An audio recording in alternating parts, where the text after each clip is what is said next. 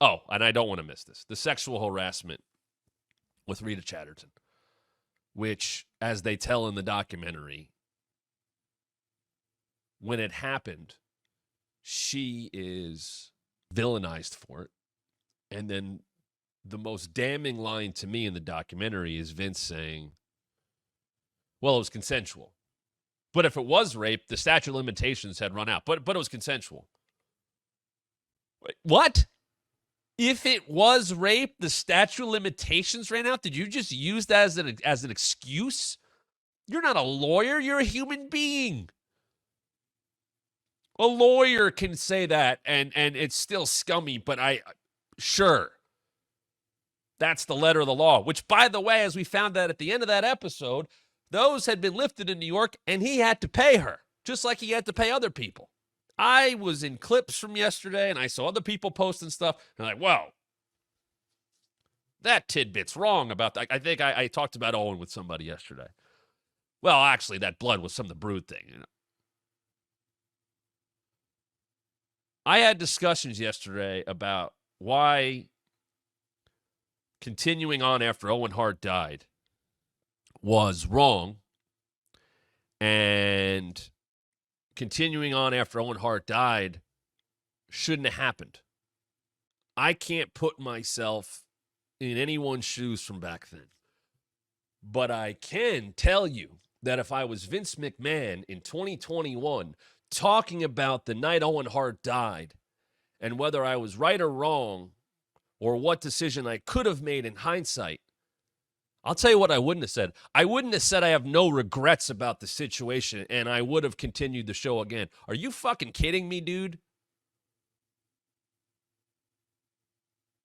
The guy talks about, well, I'm saying one thing, and I'm thinking one thing, and then another thing, I'm thinking about sex. Like, hey, use one of those brains to say the right fucking thing.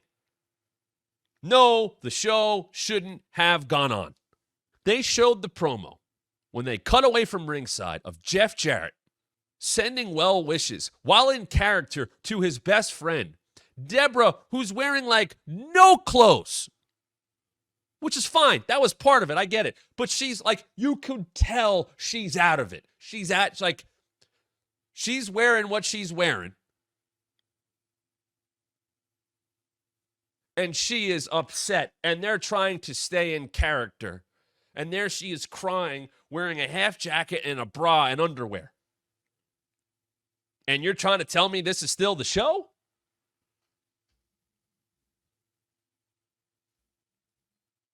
When you have a chance, if you can handle it, because it is a lot. The second episode of Jeff Jarrett's podcast, My World, tells that entire story. It is heavy.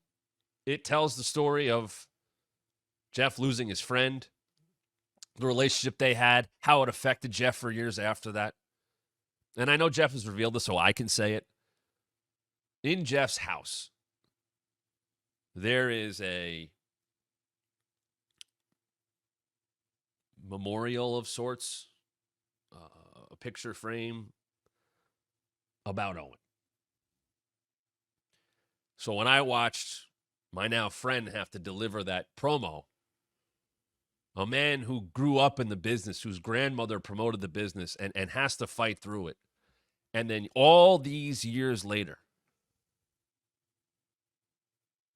Vince goes, I don't regret it. Fuck you, dude. Fuck you.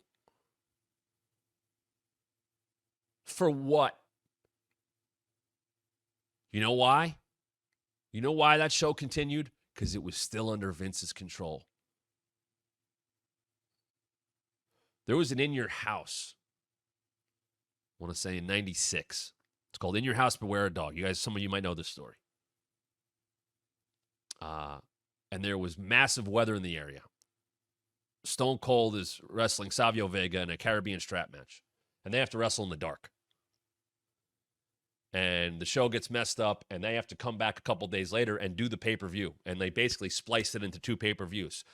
They didn't have a choice because of the weather. Mother Nature said, no In Your House, Beware of Dog tonight. It ain't happening. 2 years later, 3 years later, whatever it was, with a couple of matches left on that card, including Stone Cold and The Undertaker, they kept the show going because Vince was in control. They could have stopped that show. They could have done that match whenever they needed to. It didn't matter. The fact that I'm even talking about it when they could figure it out. Who cares? A man died in the ring in front of the crowd. And you have your commentators tell the world that. You have his best friend cut a promo as he's getting wheeled by him. And all these years later, you say you don't have any regrets. Fuck you. And I say that as someone who now feels more ashamed that I got checks from that guy. We all knew that there was shit in the past.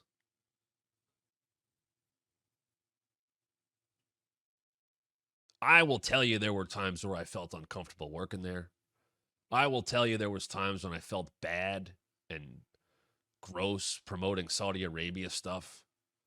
Not even the fact that like stuff was happening there. There were lines that we had to like read, and talking up the progressiveness of Saudi Arabia. Like, I will admit that some of those times were tough. I will admit that, with a lot of things that were heated on in the world, and I knew people believed in some bad shit at the top, that it felt icky. It felt gross to work there.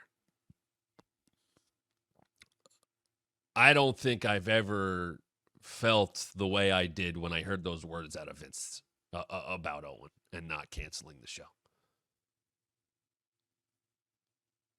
Holy shit, even if you think you should have continued, you don't have to say it. Use one of those 9 brains you have working to shut the fuck up. Hey, this is Matt Camp. Thanks for checking out one of our recent clips from The Wrestling Mat. Why is someone so close to The Rock kind of throwing Cody under the bus? Yeah, a lot of people won't engage with Jim Cornette. I did, just because I have a mark for Jim Cornette. And Please subscribe right now. Hit the like and turn on notifications so you don't miss a thing. And I think you should listen to your TV partners. Let me tell you about WWE and a little insight.